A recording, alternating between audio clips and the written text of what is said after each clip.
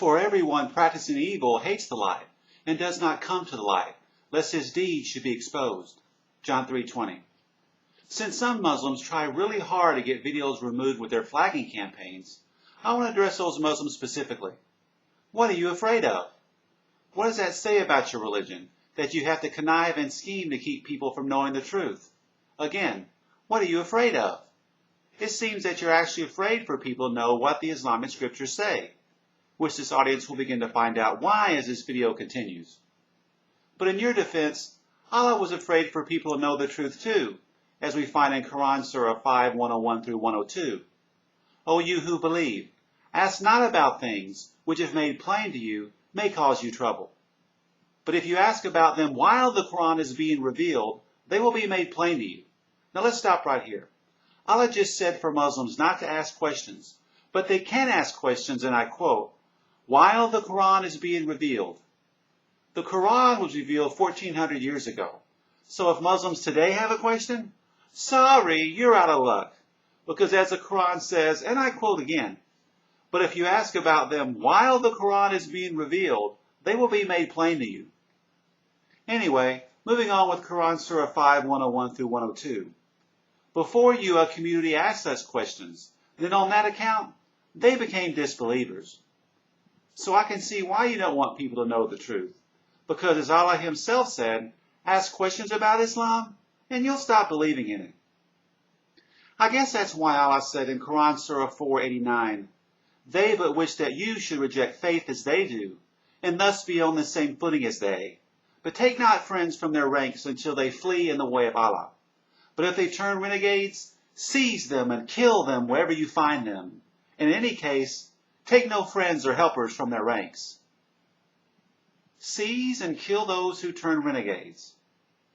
Well, since we're dealing with life or death here, let's check with Allah's Messenger Muhammad, just to be sure we understand who Allah is talking about when he's telling Muslims to seize and kill those who turn renegades. Bukhari, Volume 4, Book 52, Hadith number 260. If someone, a Muslim, discards his religion, kill him. Well, you can't get much clearer than that. So according to Allah, not only can't you ask any questions, but if you leave Islam and Muslims find you, they're to kill you. And one other thing that Allah says in Qur'an Surah 489, and that is, Muslims are not to make friends with non-Muslims.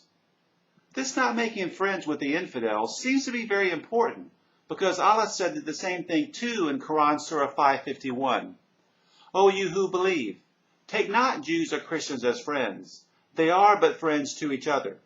And if any among you takes them as friends, then surely he is one of them. Don't take Jews or Christians as friends. No wonder the Muslim world hates us. Their God commands them not to make friends with us.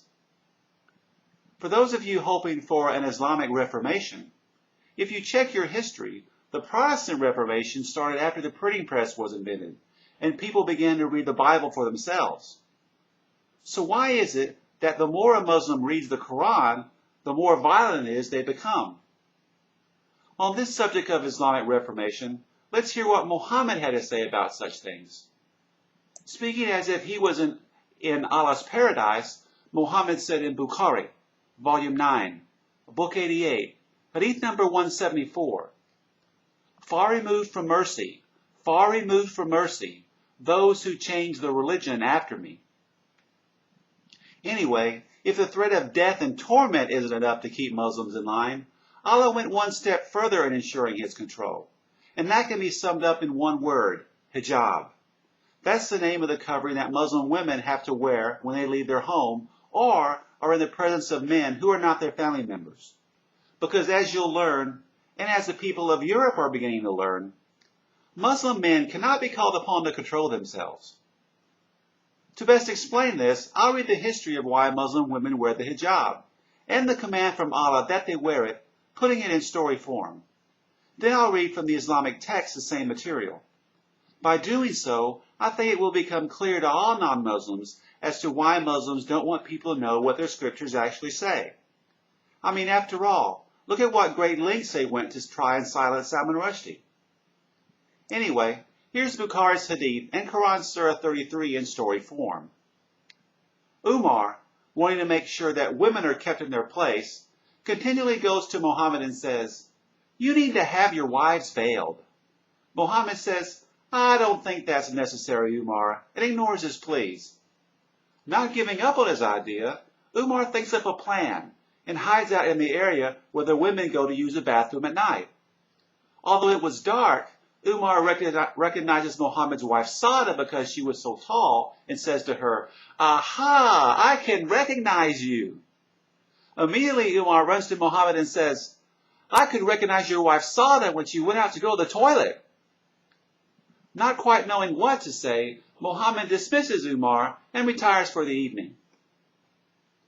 The next day, however, Muhammad comes out and says, "I've received a revelation from Allah commanding that all the women be veiled. And this is what he told me. Allah said, 'O great Prophet, Allah's apostle, Lord of the sent ones, leader of the Allah-fearing, apostle of the Lord of the worlds, the peerless, the unequaled.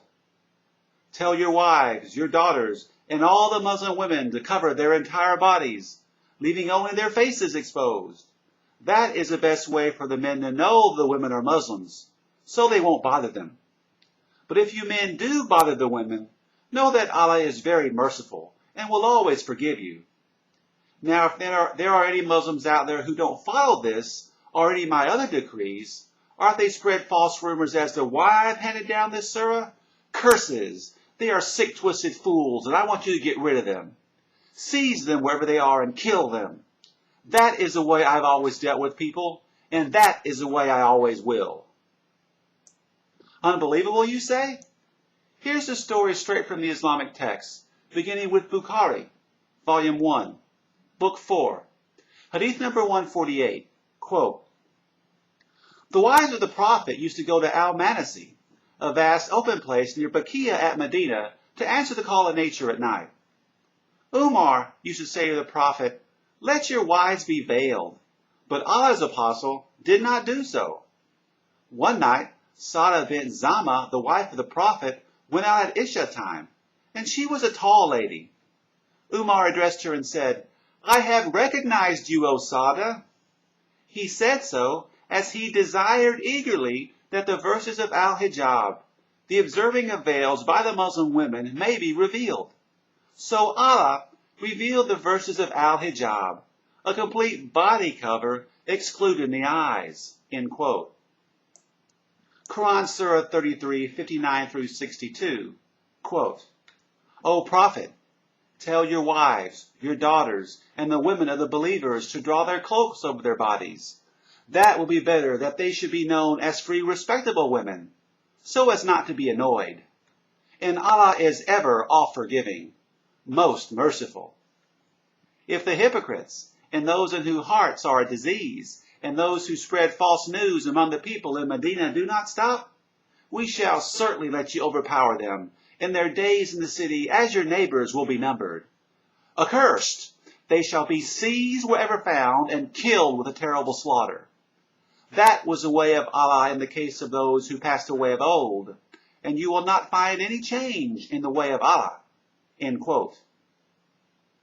No wonder Muslims continually carry on flagging campaigns. The truth is devastating for Islam. John 8:32, "And you shall know the truth, and the truth shall make you free."